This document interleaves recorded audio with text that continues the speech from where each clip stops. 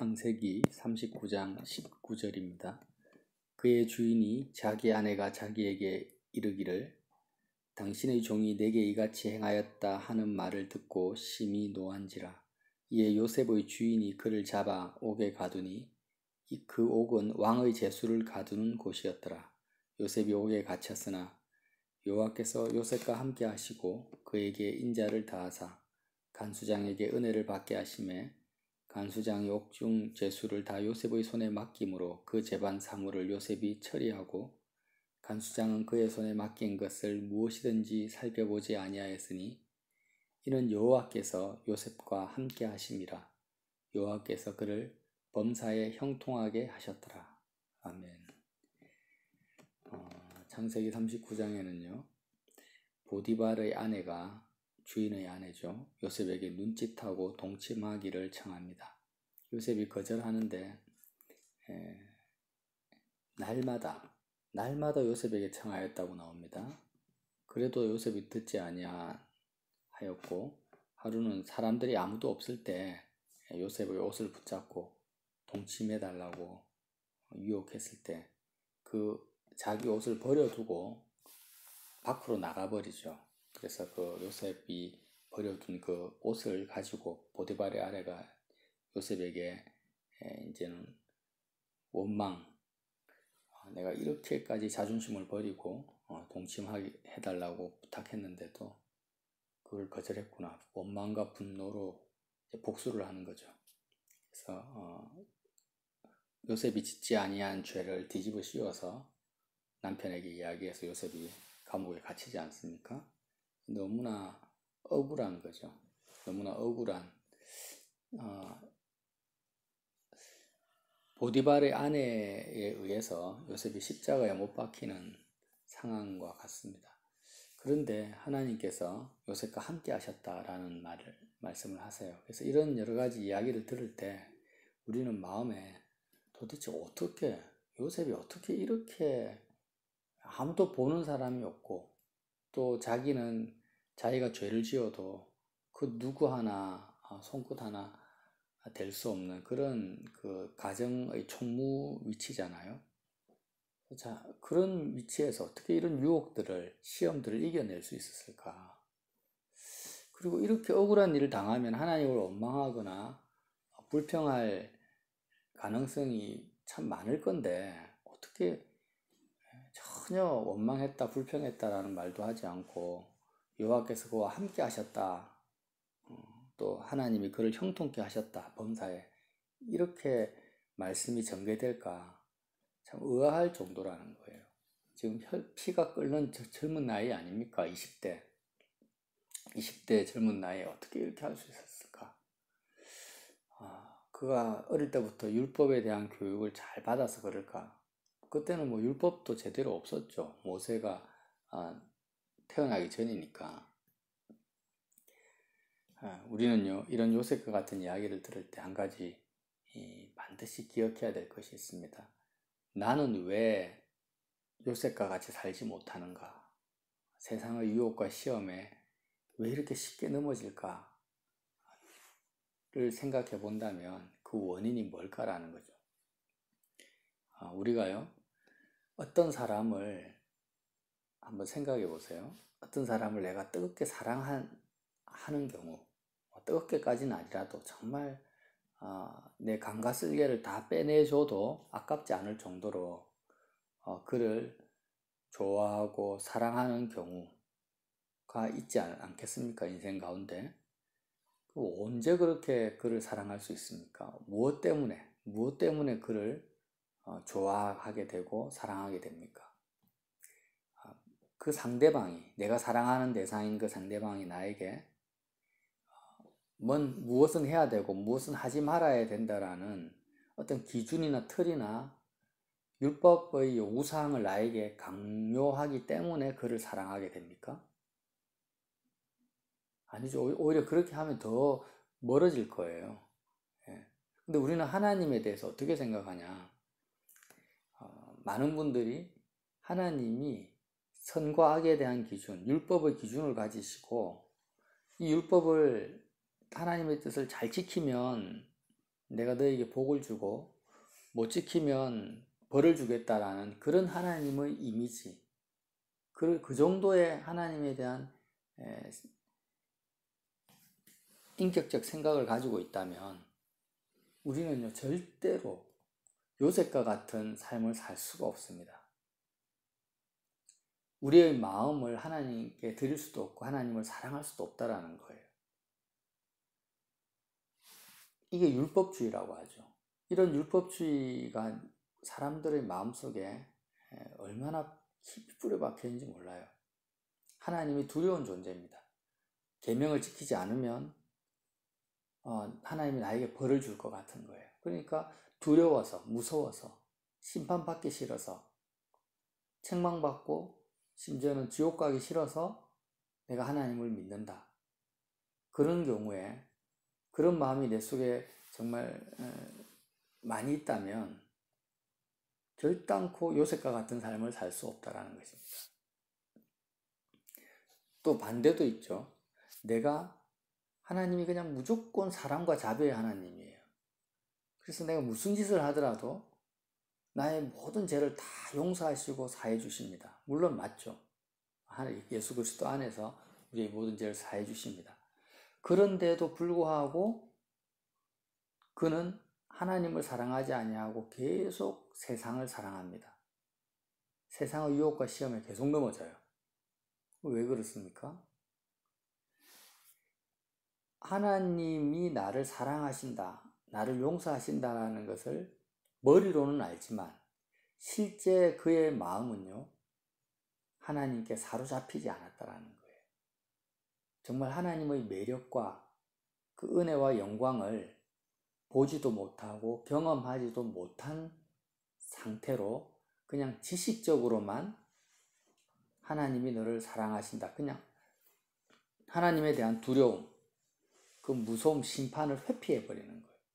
지식적으로만 사랑의 하나님, 은혜의 하나님을 머리로만 받아들이고 정말 그의 마음과 생각은, 그의 영혼은 하나님의 좋으심과 영광에 거의 사로잡히거나 경험해 본 적이 없는 사람인 경우에는 이제 방탕주의로 흘러가는 것입니다.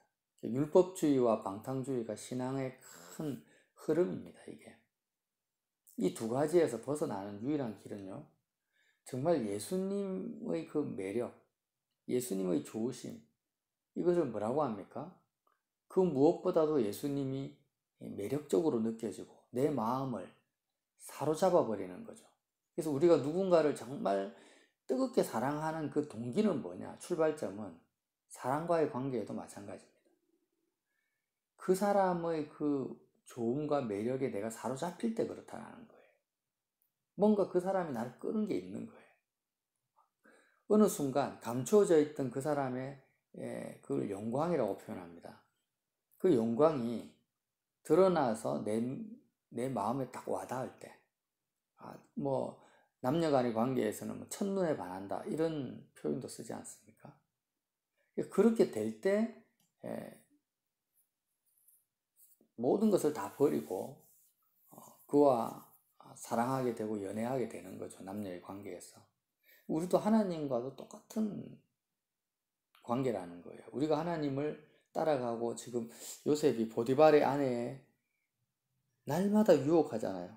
못생긴 여자가 아니었을 거예요. 굉장히 젊은 여자였을 것이고, 그 나라에서 가장 권세자 중에 한 명이니까 보디발이 굉장히 아름다웠을 것이고 매력적이었을 것입니다. 근데 날마다 유혹하는데 한 번도 마음을 주거나 넘어가지 않았다라는 것은 그 여자, 아름다운 여자 보디발의 그 성적인 매력보다도 훨씬 더 요셉에게는 하나님의 그 매력과 아름다우심이 더 컸다라는 거죠. 이 상태를 뭐라고 합니까? 성경은 여호와께서 요셉과 함께 하셨다라고 말씀하시는 거예요. 예수님이 임마누엘로, 우리와 함께 하시는 주님으로 오셨다라는 것은 바로 이와 같은 상황을, 이와 같은 현상을 우리에게 말씀하시는 것입니다. 그냥 지식적으로 주님이 나와 함께 하신다 이게 아니고요. 나와 함께 하는 여러 가지 상황들이나 사람들이나 세상이 있단 말이죠. 내 아내, 내 자녀, 내 가정, 내 직장, 물질, 나를 둘러싸고 있는 친구들, 이런 많은 나와 함께하는 세상이 있어요. 그런데 주님이 나와 함께 하신다는 의미가 뭐예요?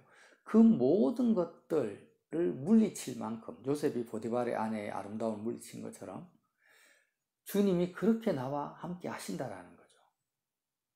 근데 우리는 주님을 어떻게 믿고 있냐? 대부분 그런 매력적인 영광의 주님을 느끼지 못하고 체험하지 못하면서 그냥 말로만 임마누엘이다 라고 생각하고 살아간다라는 거예요.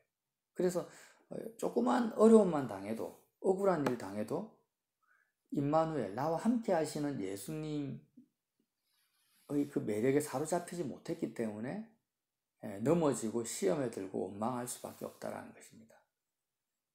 그래서 율법주의와 방탕주의 신앙에서 벗어나지 못한 상태로 계속해서 실패하는 삶을 살아가게 된다는 거예요. 이런 내용들이 계속 신약 성경에도 나와 있습니다. 예수님의 제자들과 그 시대 주님을 인격적으로 만나서 정말 모든 것을 다 버리고 주님을 쫓아갔던 사람들의 공통점이 뭐냐? 모두가 다 사람들이 알 수 없는, 본인들만이 경험할 수 있는 놀라운 예수님의 그 아름다움과 영광을 봤다라는 것입니다. 그걸 영광이라고 합니다. 돈의 영광을 본 사람은 이제 돈 벌려고 죽자 사자 달려드는 거예요. 그런 것처럼 우리가 그리스도의 영광을 보지 못하면 우리는 절대 요셉과 같은 삶을 살 수가 없다라는 거예요. 그래서 요셉이 대단한 것도 아니고 요셉이 의지력이 강해서 정말 거룩하고 정결하게 살고자 하는 그런 노력이나 결심이 탁월한 사람이 아닌 것입니다. 그게 아니라 단지 은혜를 받았는데 어떤 은혜를 받았는가? 다른 사람이 보지 못하는 하나님의 영광을 그가 보고 누리고 체험하고 살았던 대표적인 사람이 요셉이었다라는 거예요. 그것을 증명해주는 사건이 뭐예요? 형통한 것이었습니다. 보디발의 아내의 유혹에 넘어가지 아니하고 감옥에서도 형통했다라는 것은 뭐냐? 그만큼 감옥의 상황이나 노예 상황이나 이 세상이 주는 많은 세상적인 축복들에 마음이 빼앗기지 아니하고 계속해서 하나님의 영광에 사로잡혔다라는 증거가 요셉의 삶의 열매였다라는 거죠. 그래서 이제 사도 요한, 예수님을 그 누구보다도 사랑한 제자지 않습니까? 사랑을 많이 받은 제자죠. 그가 요한복음 1장 14절에 뭐라고 하냐면 말씀이 육신이 되어 우리 가운데 거하심에 하나님 예수님 우리와 함께 하셨다라는 거예요. 근데 우리가 그의 영광을 보니 사도 요한은 예수님을 봤는데 어떻게 봤습니까? 그의 영광을 본 거예요. 예수님에게 완전히 사로잡혀 버린 것입니다. 그래서 그리스도의 사랑을 받는 것이 그에게는 너무나 좋았고 또 그 사랑에 반응해서 요한도 그 예수님의 사랑에 그도 반응할 수 있었던 거죠. 다시 주님이 나를 사랑해 주는 사랑을 받고 또 그 사랑에 반응해서 나도 주님을 사랑합니다라고 반응할 수 있었던 그 요한. 우리가 그의 영광을 보니 아버지의 독생자의 영광이요 은혜와 진리가 충만하더라. 내가 뭘 잘해서 내가 거룩해서 주님이 나를 사랑해 주는 것이 아니죠. 그래서 은혜입니다. 은혜. 그리고 내가 여태까지 세상의 그 영광, 세상의 좋음에 사로잡혀서 마귀의 올무라고 합니다. 거기에 갇혀 있었는데 주님은 진리이십니다. 정말 아름답고 영광스러운 것이 뭔지를 나에게 보여주시는 진리라는 거죠. 우리가 그의 영광을 보니 은혜와 진리가 충만했다고 말하는 것입니다. 골로새서 27장에도 나오죠. 하나님이 그들로 하여금 이 비밀의 영광이 이방인 가운데 얼마나 풍성한지를 알게 하려 하심이라. 복음을 전했는데 이 복음이라는 것이 뭐냐면요. 다른 게 아니에요. 예수님을 모르고 하나님을 모르는 사람들이 이제는 예수님 모르고 뭘 좋아합니까? 세상을 좋아하고 시집가고 장가가는 거 좋아하고 돈 버는 거 좋아하는 이 사람들에게 하나님을 믿지 않으면 지옥 간다. 지옥 가니까 하나님 믿어라, 구원받아라. 이게 복음이 아니라는 거예요. 그게 아니고 뭐냐, 그 비밀의 영광을 이방인 가운데 하나님이 얼마나 풍성한지를 알게 하는 것이 복음입니다. 예수님의 그 영광, 하나님의 영광, 그 매력을, 그 좋으심을 감추어져 있단 말이에요. 그 비밀입니다. 근데 그 감추어져 있는 것을 드러내서 맛보게 하는 거예요. 삭개오가 예수님의 영광을 본 겁니다. 그래서 순식간에 그 예수님의 매력에 사로잡혀서 여태까지는 돈에 목숨 걸고 살았던 그가 돈을 다 버려버리는 거예요. 이게 뭐예요? 예수 믿는 거라는 거예요. 하나님이 나와 함께 하시는 것입니다. 히브리서 2장 9절에도 우리가 아직 천사들보다 잠시 동안 못하게 하심을 입은 자 곧 죽음의 고난을 받으심으로 말미암아 영광과 존귀로 관을 쓰신 예수를 보니, 영광과 존귀로 관을 쓰고 계신 예수님을 누가 봅니까? 사도들이, 예수님을 믿는 제자들이 보는 겁니다. 그 예수, 영광과 존귀로 면류관을 쓰고 있는 그 예수 그리스도를 보지 못한 사람은 세상의 유혹을 이겨나갈 수가 없다라는 거예요. 이를 행하심은 하나님의 은혜로 말미암아 모든 사람을 위하여 죽음을 맛보려 하십니다. 그러니까 영광과 존귀로 관을 쓰신 예수님을 보는 것이 뭐예요? 하나님의 은혜라는 거예요. 세상을 보는 것이 은혜가 아닙니다. 그러니까 한마디로 말해서 복음이라는 것은, 하나님을 믿는다라는 것은 내 마음이 사로잡히는 것을 말해요. 예수님께 사로잡혀 버려요. 예수님의 그 아름다움에 사로잡히는 것입니다. 그래서 예수님이 베드로에게 너가 나를 따르라, 사람을 낚는 어부가 되게 하겠다는 거예요. 사람은, 우리는 물고기예요. 물고기, 바다는 세상을 대표하죠. 바다에서 세상의 영광과 좋음을 찾아다니는 물고기와 같아요.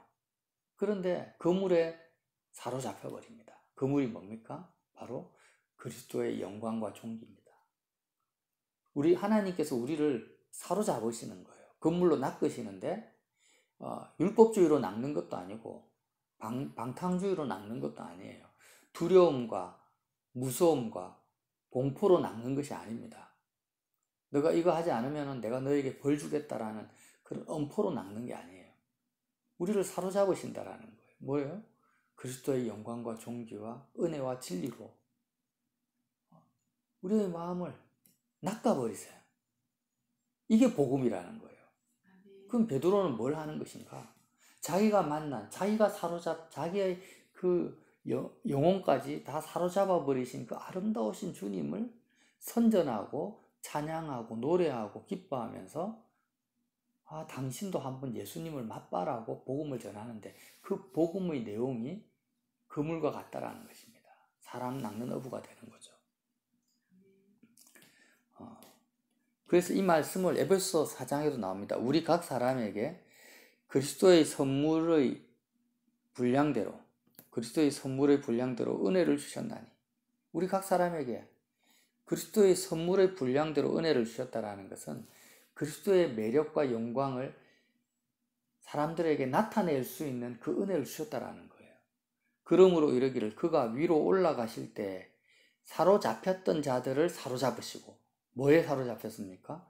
세상 그물에, 마귀에게, 죄의 유혹에 사로잡혔던 자들을 예수님이 은혜로 사로잡으셨다라는 거예요. 예수님이 사로잡으셔서 사람들에게 선물을 주셨다 하였도다. 그러면 세상 사람들은 지금 어떤 상태예요? 마귀의 올무에, 죄의 유혹에 사로잡혀 있는 상태입니다. 디모데후서 2장 26절에 그들로 깨어 마귀의 올무에서 벗어나 하나님께 사로잡힌 바 되어 그 뜻을 따르게 하실까 함이라. 세상 사람들은 마귀의 올무에 사로잡혀요. 우리도 그게 사로잡힐 때가 있는 것입니다. 마치 요셉이 보디발의 아내의 유혹에 사로잡혀 버리면은 이제 하나님이 그와 함께 하실 수가 없죠. 함께 하신다는 의미가 하나님께 사로잡힌다는 의미거든요. 마귀의 올무에 사로잡혔는데 이제는 거기서 벗어나서 하나님의 그 영광과 존귀에 사로잡히는 것이 뭐예요? 하나님이 나와 함께 하신다는 의미예요. 골로새서 2장 8절에도 누가 철학과 헛된 속임수로 너희를 사로잡을까 주의하라. 이것은 사람의 전통과 세상의 초등학문을 따름이요 그리스도를 따름이 아니라. 그러나 그리스도 예수 안에는 신성의 모든 충만이 육체로 거하시고 너희도 그 안에서 충만하였으니 그는 모든 통치자와 권세의 머리시라. 자, 말씀을 정리하겠습니다. 우리가 예수님을 믿는다라는 것이 뭔지 우리 신앙생활의 그 알파, 시작을 점검해야 됩니다. 이 첫 단추가 잘못 깨어버리면 우리가 아무리 노력하고 애를 써도 우리는 끊임없는 그 마귀의 올무에서 벗어날 수가 없어요. 내 마음을 세상의 그 유혹에서 건지시고 세상의 유혹을 이길 수 있는 그 능력과 힘이 어디서 나오는가? 바로 우리가 예수 그리스도께 사로잡히는 데서 나온다라는 거예요. 우리 자녀들이 왜 그렇게 우리가 옳은 것을 많이 가르칩니다. 이렇게 하는 것이 하나님의 뜻이다. 하나님을 이렇게 믿어야 된다. 근데 자녀들은 콧방귀를 낄 때가 많단 말이에요. 성도들도 마찬가지죠. 왜 그렇습니까? 그들의 마음이 하나님께 사로잡힌 적이 없기 때문입니다. 하나님께 사로잡히지 않았어요. 그러니까 하나님을 사랑하지도 않는다는 거죠. 하나님을 사랑해라 사랑해라 아무리 이야기를 해도 사랑하지 못합니다. 할 능력이 없습니다. 할 근거도 없어요. 왜요?